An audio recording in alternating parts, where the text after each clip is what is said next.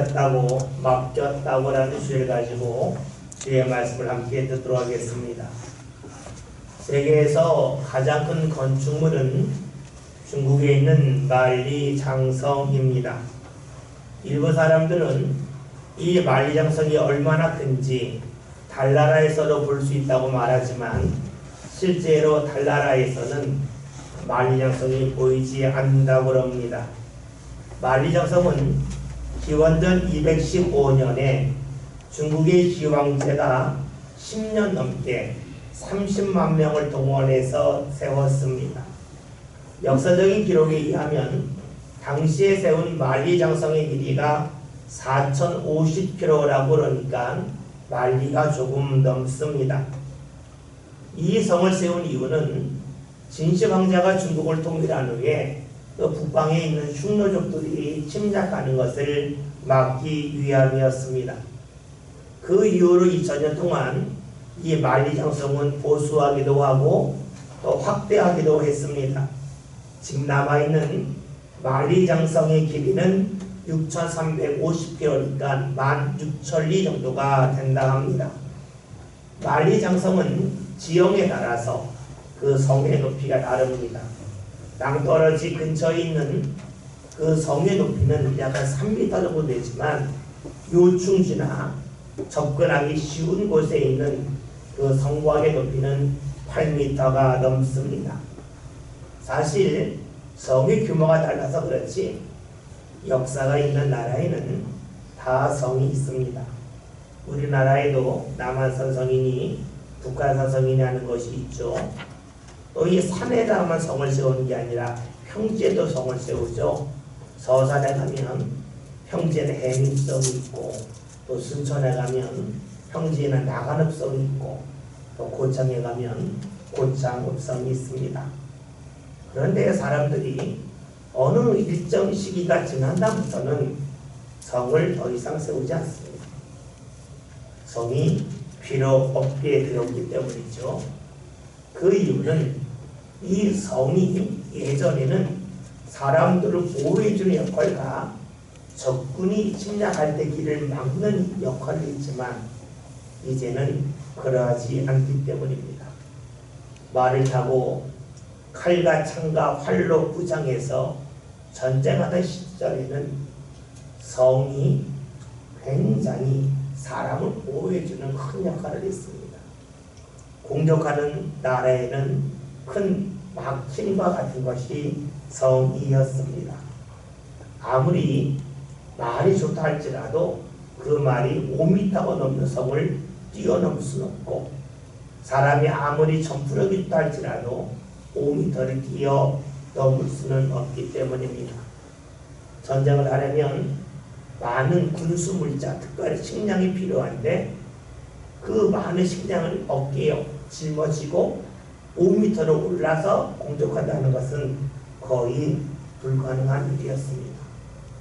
그러나 이 성이 어느 순간부터는 사람들에게 큰 도움이 되지 않았습니다. 왜냐하면 전쟁 무기가 달라졌기 때문입니다. 과학이 발달하면서 전쟁에서 칼, 창, 활이 아닌 대포를 사용하기 시작했습니다.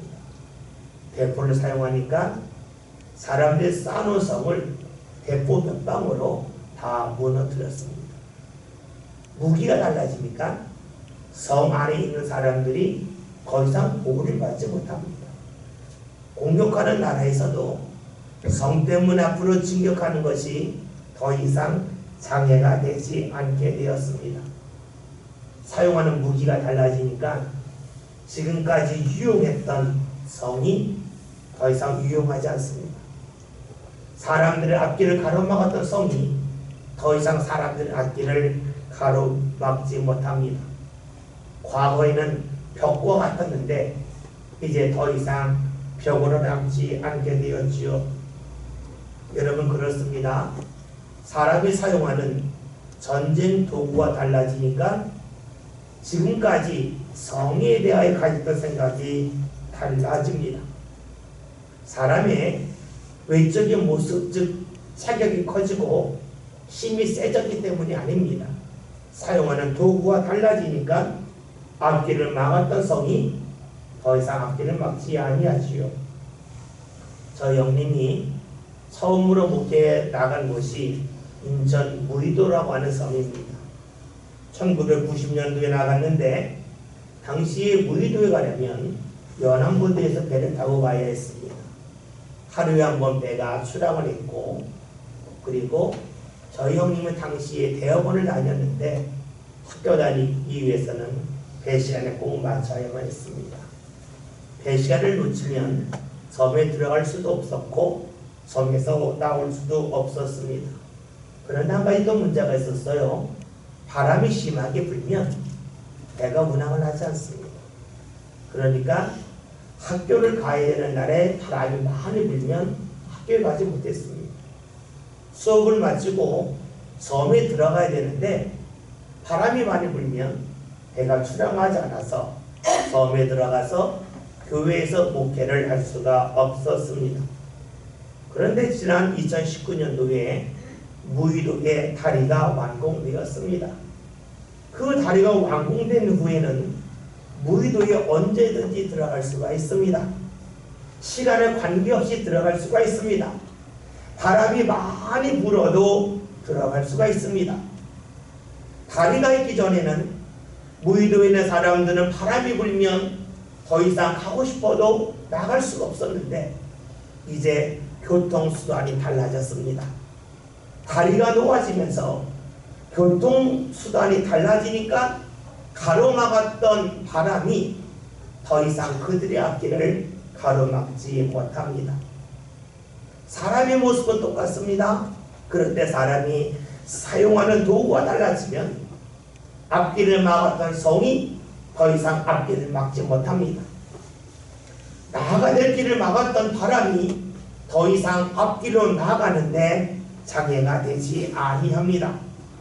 여러분, 그래요? 사람의 사용하는 도구가 달라지면 지금까지 앞길을 막았던 것이 더 이상 막지 못합니다. 막힘에서 벗어날 수가 있습니다. 우리 몸이 그렇다면 우리의 마음과 생각은 어떠하겠습니까?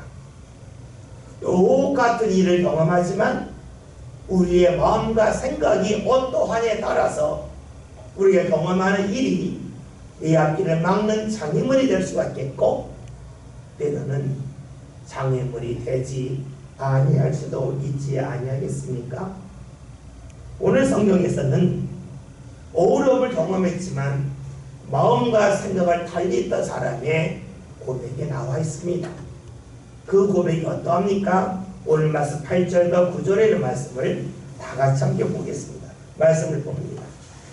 우리가 사방으로 요셉하나도 쌓이지 아니하며 답답한 일을 하여도 낙심하지 아니하며 박해를 받아도 버림받지 아니하며 엎드러뜨림을 하여도 망하지 아니하고. 아멘. 말씀을 보면 우리는 깜짝 놀라게 됩니다. 왜냐하면 수많은 어려움이 있지만 넘어지지 않기 때문입니다. 사방으로 우겨싸움을 당했다고 하는 것은 모든 곳에서 어려움이 있었다는 겁니다. 근데 쌓이지 않았다. 그 어려움에 끌려다니지 않았다는 겁니다. 넘어지지 않았다는 것이지요. 답답한 일이라고 하는 것은 당황스러운 일을 말하는데 그런 일을 만났음에도 불구하고 실망하지 않았다는 겁니다.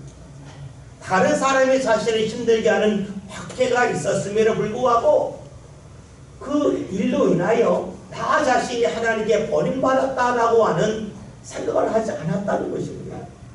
또 거꾸로뜨림을 당했다. 예상했더니 완전히 뒤집어졌습니다. 다 망가졌습니다. 그런데도 망했다고 생각하지 않았다는 겁니다. 어떻게 이런 일이 가능하겠습니까? 사실 이해하기가 어렵지요. 우리들은 자신이 하는 일이 잘 되지 않으면 화가 나는 것이 일반적인 모습입니다. 무언가 일을 진행하는데 그 일이 막히면 실망하는 것이 일반적입니다. 그런데 바울은 그렇게 고백하지 않고 있어요. 그러면 저는 한 가지 물을 것이 있어요. 하는 일이 잘 안 될 때에 왜 우리가 실망하고 막힐 때에 분노하고 짜증이 날까요? 그것은 자신이 옳다고 하는 확신이 있기 때문입니다. 내가 옳다고 여기기 때문에 나 자신이 하는 일이 잘 되지 아니하면 이해할 수 없는 겁니다. 내가 옳은데 왜 하는 일이 안 될까? 이해할 수도 없고 그것 때문에 화가 나고 분노가 생기게 되어져 있지요. 실망하는 가운데 그렇습니다. 여러분, 학생이 시험을 봤습니다. 시험을 보고 나서 자기가 몇 문제 틀린지 압니다. 알고 시험 결과가 나왔는데 자신이 틀렸다고 여길 만큼 틀려서 점수가 나왔습니다. 점수가 별로 좋지 않습니다. 화가 날까요? 아닙니다. 자기가 틀린 것을 알면 점수가 잘 나오지 않아도 이해할 수 있다. 받아들일 수가 있습니다. 그런데 시험을 봤을 때 자신은 다 맞았다고 생각했습니다. 100점이라고 여겼습니다. 그런데 시험 결과가 나왔는데 성적이 나오지 않았습니다. 그때 어떻습니까? 화가 나죠. 실망하지요. 짜증이 나죠. 무엇을 말할까요? 자신이 틀렸음을 아는 사람은 실망할 일이 없어요.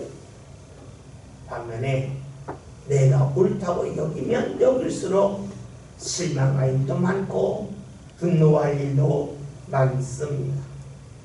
여러분, 어떤 사람이 실망하고 화를 냅니까?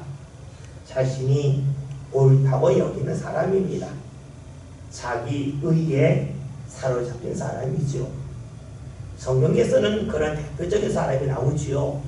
창세기 4장에 나오는 가인입니다. 가인과 아벨의 형제로서 하나님께 함께 제사를 드립니다. 그런데 하나님께서 가인과 가인의 제물을 받지 아니하시고 아벨과 아벨의 제물을 받으십니다. 이때 가인은 안색이 변했습니다. 이것을 보고 하나님이 말씀하시죠. 가인아, 네 안색이 변함이 어찌미냐? 네가 분노함이 어찌미냐? 하나님이 물으셨습니다. 안색이 변했다는 것은 얼굴이 붉어졌다는 겁니다. 화가 났다는 겁니다. 분노했다는 거죠. 하나님이 그것을 말씀하셨습니다. 가인이 왜 분노하며 얼굴이 붉어졌겠습니까? 자신이 옳다고 여겼기 때문입니다. 자신이 자신의 동생보다 더 옳은데 왜 하나님께서 동생 아벨과 아벨의 제물을 받으시고 자신과 자신의 제물을 받지 아니하시는지 이해할 수 없었기 때문이죠. 하나님 앞에 항의하고 싶지만 하나님이 보이지 않아요. 그러니까 눈에 보이는 동생에게 화풀이랍니다. 동생을 죽이고 맙니다. 자신이 동생보다 못하다고 하는 것을 그는 인정할 수 없었고 받아들일 수 없었기 때문입니다. 가인은 자신이 옳다고 생각합니다. 그래서 자신이 원하는 것을 이루지 못했을 때에 분노합니다. 여러분, 만약에 가인이 자신이 제사했을 때에 하나님께서 자신과 자신의 제물을 받지 아니하신 이유가 자신이 바르지 못한 결과라고 여겼으면 어떠했겠습니까? 분노하지 않았겠지요. 자신의 삶의 부족함을 찾고자 힘썼을 겁니다. 그러면서 이런 마음을 가졌을 겁니다. 내가 이렇게 부족함에도 불구하고 하나님께서 지금까지 이렇게 큰 은혜를 주셨다면, 내가 좀 더 바로 산다면 하나님께서 얼마나 더 큰 은혜를 베푸실까라고 생각했을 겁니다. 그런데 가인은 그렇게 생각하지 않았습니다. 자신이 옳다고 생각합니다. 그의 생각은 은혜가 앞서지 않습니다. 자기 자신이 앞섭니다. 자신의 능력을 중심으로 살아갔습니다. 그러니까 분노를 합니다. 여러분, 가인은 은혜가 아닌 능력 중심으로 살아왔습니다. 그럴 만도 한 것이 가인은 농사를 지었고 아벨은 양을 치지 않았습니까? 농사하는 사람은 집에서 거주합니다. 반면에 양을 치는 사람은 풀을 먹이기 위해서 양을 데리고 여기저기 떠돌아다닙니다. 그러니까 농사를 짓는 사람은 집에서 잠을 자고 양을 치는 자는 천막에서 잠을 잡니다. 또 경제적으로도 농사 짓는 사람이 당시에는 훨씬 더 부유했습니다. 아벨은 농사를 짓는 가인과는 달리 풍요롭지 못합니다. 가인은 풍요롭습니다. 자신이 형입니다. 그러니 어떤 마음이 있겠습니까? 나 자신이 아벨보다 모든 면에서 낫다는 마음이 있습니다. 자신이 더 의롭다는 마음이 있습니다. 자신이 더 능력이 많다는 마음이 있습니다. 그런데 하나님이 자신을 받지 아니하시니까 크게 분노한 것이지요. 만약에 능력 중심이 아닌 은혜 중심으로 살았다면 그는 달랐을 겁니다. 아벨이 자신보다 믿음이 더 좋음에도 불구하고 하나님께서 아벨이 아닌 자신에게 더 풍요로운 은혜를 주셨으니 하나님 앞에 오히려 감사했을 겁니다. 여러분, 능력 중심으로 살았던 아벨은 자신이 원하지 않는 일을 만났을 때에 분노하고 맙니다. 그러나 은혜 중심으로 살면 그렇게 되지 아니하지요. 원하는 일이 이루어지지 않을 때에 무엇을 중심으로 사람에 따라서 가인처럼 분노할 수 있습니다. 그 분노는 새로운 은혜의 길을 열어주시는 하나님이 허락하시는 그 기회를 놓치고 말겠지요. 능력 중심, 자기 중심으로 살면 어려움 속에서 사람은 분노합니다. 실망한 일만 가득할 뿐이지요. 그러나 은혜를 중심으로 살아가면 달라집니다. 하나님께서 내게 지금까지 은혜 주셨구나. 부족함을 통해서 나 자신이 하나님 앞에 더 바로 서게 함을 통해서 더 풍요로운 은혜를 허락하시려고 하는구나 하는 마음을 갖겠지요. 오늘 8절 9절에서 바로 고백하지 않았습니까? 사방으로 오교쌈을 당했다. 답답한 일을 만났다. 박해를 받았다. 거꾸로 뜨림을 당했다. 그런데도 불구하고 자신은 실망하거나 낙심하지 않았다고 말합니다. 왜요? 능력이 아닌 은혜 중심으로 살았기 때문입니다. 그러면 누가 하나님의 은혜를 중심으로 해서 살아갈 수 있을까요? 바로 자신이 부족한 죄인임을 아는 사람입니다. 나 자신이 부족한 죄인임을 아는 사람들은 능력을 앞세우지 않습니다. 철저하게 하나님의 은혜에 초점을 맞춥니다. 생각해 보세요. 우리의 신앙은 이 세상을 떠나서 천국의 영을 믿습니다. 천국은 우리가 차를 타고 가는 것도 아니지요. 비행기를 타고 가는 것도 아닙니다. 아무리 과학 문명이 발달해도 이 땅에서 천국으로 우리를 인도해 줄 수 있는 것은 결코 없습니다. 즉 능력으로 못 간다는 거예요. 철저하게 하나님의 은혜로 천국에 갑니다. 하나님 나라에 갑니다. 그러니까 우리의 신앙은 은혜가 중심이고 그 은혜 중심의 사람은 은혜를 필요로 하는 사람입니다. 누가 은혜를 필요로 합니까? 자신이 죄인임을 아는 사람입니다. 자신이 부족한 사람임을 아는 것이지요. 예전에 자를 사용한 적이 많습니다. 종이를 자를 때에 자를 내고 칼로 쭉 굴면서 종이를 자를 때가 많았습니다. 그런데 이 칼질을 자꾸 하다 보면 이 칼질을 잘못해서 이 플라스틱 자를 자꾸 이렇게 파고 들어갈 때가 있습니다. 자가 원래 일직선인데 여기저기 파입니다. 그 자를 가지고 선을 그으면 어떻게 될까요? 똑바른 선이 나오지 않습니다. 삐뚤삐뚤한 선이 나오지요. 여러분, 우리의 모습이 어떠합니까? 일직선과 같은 자입니까? 아니면 흠이 나고 여기저기 파여있는 자와 같겠습니까? 우리는 압니다. 내 삶은 여기저기 파여있음을 압니다. 흠이 있음을 압니다. 그러기에 우리의 생각을 갖고 내 인생에서 쭉 긋으면 똑바로 긋고 싶어도 똑바로 긋지 못합니다. 선이 삐뚤어지지요.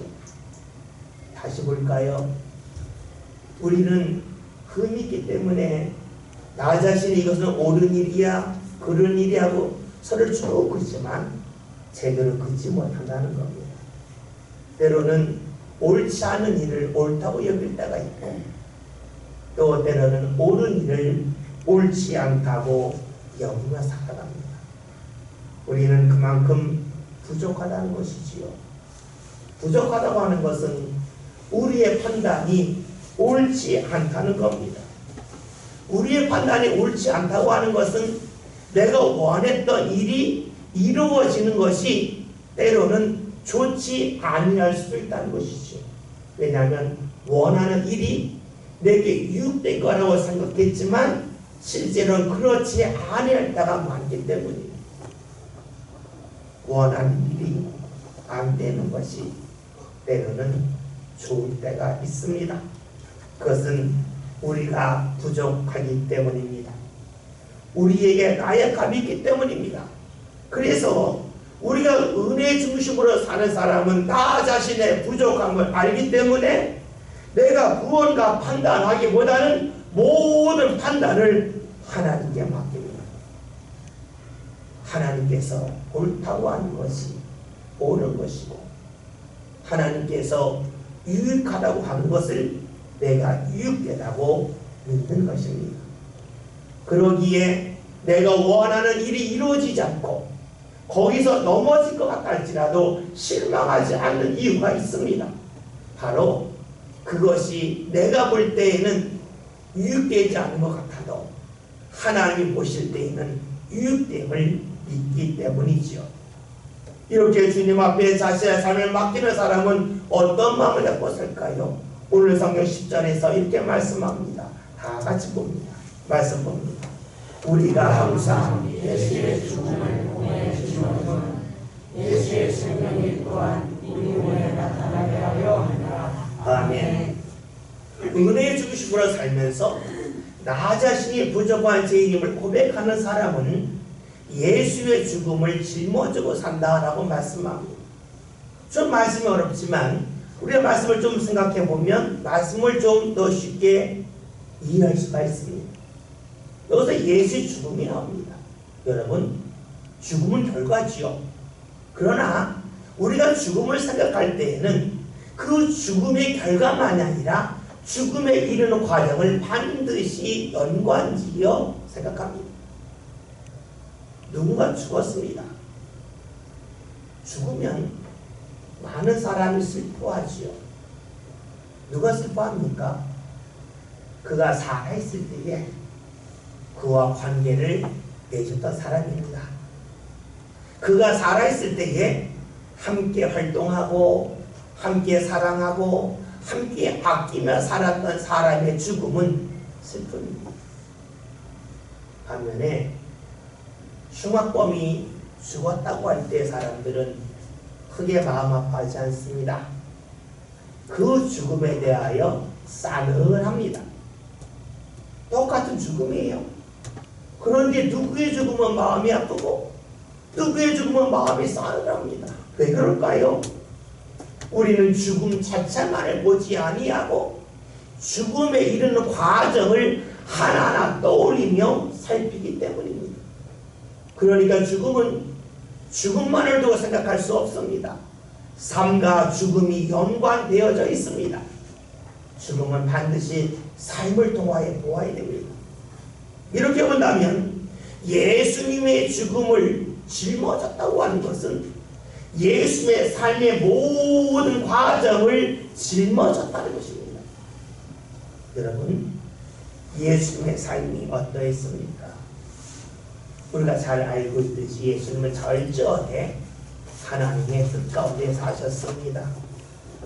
하나님의 뜻을 위하여 자신의 모든 것을 아끼지 아니하며 사셨습니다. 그러나 그런 예수님의 삶에는 수많은 사람들의 거절과 배신이 있었습니다. 예수님이 고향의 나사렛에 가서 말씀을 전하셨을 때에 사람들은 예수님을 향하여 목수의 아들이라고 하면서 예수님을 멀리했습니다. 거절했습니다. 예수님과 함께했던 제자들도 예수님이 왕이 될 줄 알았는데 예수님이 잡히시고 십자가에 달리신다 하자 다 도망갔습니다. 심지어 예수님의 제자 중에서 예수님을 판 배신자도 있었습니다. 여러분, 이렇게 본다면 예수님의 삶 가운데는 거절과 배신으로 가득하였기 때문에 실망할 일만 남지 않았겠습니까? 그러나 예수님은 한 번도 실망하지 않으셨습니다. 그 누구도 원망하지 않으셨습니다. 계속해서 하나님이 원하시는 길을 걸어가셨습니다. 그리고 마지막에는 십자가에서 달려 돌아가셨습니다. 왜 그러셨을까요? 예수님은 사람의 파하는 데 관계없이 하나님의 인도함을 소망하셨고 그 소망 가운데 사셨기 때문입니다. 그리고 사람들이 거절한다 할지라도 하나님의 일은 결코 중단되지 아니하고 계속해서 진행됨을 믿으셨기 때문입니다. 그래서 사람들의 반응에 관계없이 예수님은 걸어가셔야 할 십자가의 길을 끝까지 걸어가셨습니다. 그 예수님이 십자가에 달려 돌아가시고 어두운 무덤 속에 들어가셨습니다. 사방이 막혀있는 무덤입니다. 그 무덤은 돌로 막아놓아서 사람의 힘으로 결코 들어갈 수도 없고 나올 수도 없는 그런 곳이지요. 그런데 하나님께서는 그 예수님을 무덤에서 나오게 하셨습니다. 막힌 무덤에서 나오게 하셨습니다. 왜 그렇습니까? 예수님의 삶은 철저하게 하나님 앞에 자신의 생각과 마음과 삶을 맡겼기 때문이죠.